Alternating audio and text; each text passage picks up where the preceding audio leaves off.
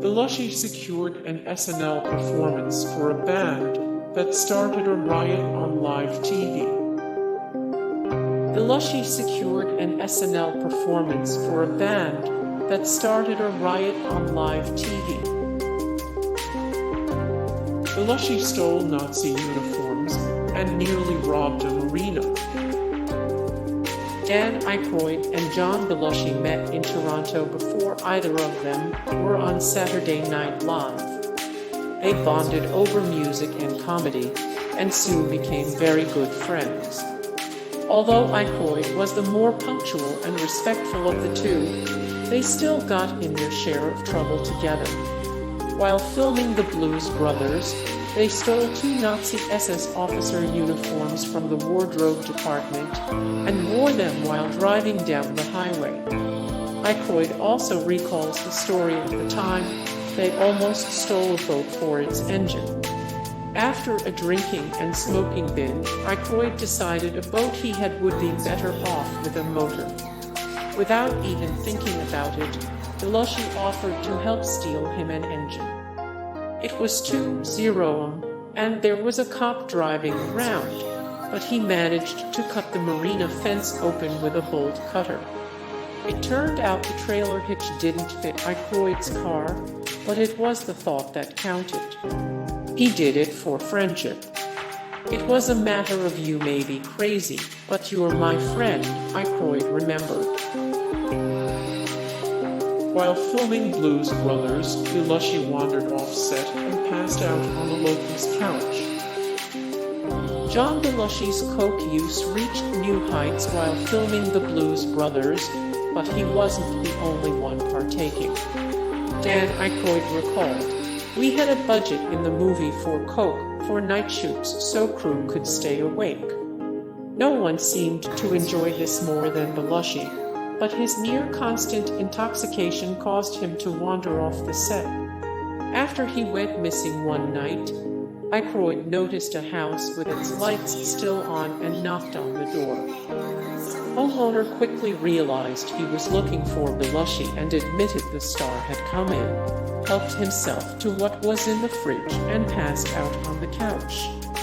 Aykroyd woke him up and nonchalantly returned to work, and Belushi was given the nickname America's Guest. Joe Walsh from the Eagles and Belushi once caused $0 in damage to a hotel room.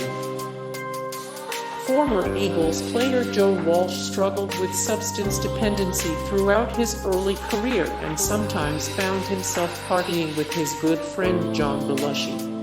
When he came over, you pretty much just canceled your plans for the next 24 hours, he said. On one occasion, they were partying in Walsh's hotel room and stayed up a couple weeks that night. High and possibly drunk, the two wandered into the penthouse suite and decided they liked the room's art, but not the wallpaper.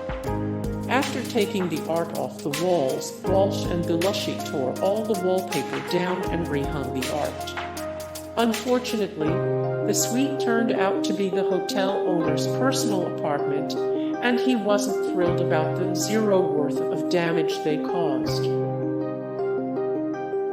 During work on his final script, Belushi spent $500 a week on drugs. By 1982, John Belushi's drug-fueled lifestyle was out of control and beginning to worry friends and family. He was brought to California from New York to work on a script for a movie called Noble Rot, but was having trouble writing.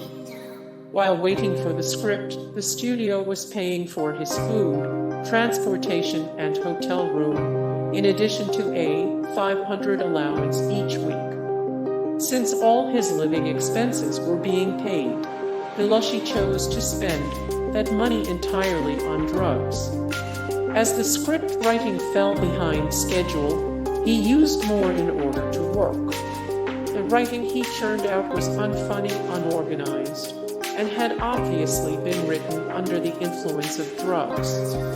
Although Belushi's excesses were now actively hindering his creativity, he believed he could not function professionally without them.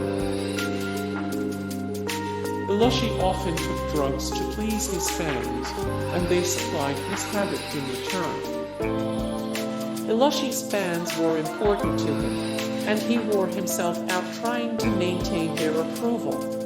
After Animal House made him a movie star, Belushi sometimes went out of his way to get a reaction from people. While driving with Dan Aykroyd, Belushi asked him to stop the car in front of a primary school. He then got out, knocked on all the first-floor windows, and smiled as groups of children chanted Bluto. Unfortunately, many of Belushi's fans were also his enablers. He took drugs partly in order to keep up his manic public persona. Since his fans grew to expect this, Belushi's drug usage grew worse. It seemed everyone wanted to be his friend or party with him, and even police officers became his personal chauffeurs, driving him around Chicago while filming The Blues Brothers. Penny Marshall remembered, "I swear, you'd walk down the street with him, and people would hand him drugs. And then, he'd do all of them be the kind of character he played in sketches or Animal House." Belushi's favorite game was a snorting competition. It's believed John Belushi was first introduced to coke while performing in National Lampoon's Lemmings show, and by the time he was appearing on Saturday Night Live, he had a full-blown problem. Coke and other drugs have since become associated with the first few seasons of the show, and Al Franken remembered. Many on the show thought that you can't do a 90-minute live comedy show week after week without doing it. Although other members of SNL cast and crew were known to indulge. After experiments with mescaline, amphetamines, peyote, and LSD, coke remained Belushi's favorite, and it became a large part of his lifestyle. Allegedly, he enjoyed playing a game called Cocaine Chicken, which entailed a long line of coke being snorted at each end by two contestants. Whoever reached the middle first won. It was usually Belushi. Belushi snorted real coke on live television in an SNL sketch. In addition to a samurai, a greasy cheeseburger cook, and an impression of Joe Cocker that was apparently so good Paul McCartney paid him $0 to perform as Cocker at his birthday party. One of John Belushi's legendary SNL roles was Beethoven. During the sketch, the famous composer snorts something and turns into Ray Charles. According to former SNL head writer Michael O'Donoghue, the coke in that scene was real and Belushi had no problem indulging himself on air. O'Donoghue recalled, "He had a big fat line, and there was that tight shot of him doing it." Lorne was very permissive for the most part, and by that time, the network was staying away. Everyone thought it was white powder, but what kind of white powder can you snort like that? Hey guys, thank you so much for the support and likes and comments down below, and also thank you so much for watching, and I look forward to see you in the next video. Then take care, bye.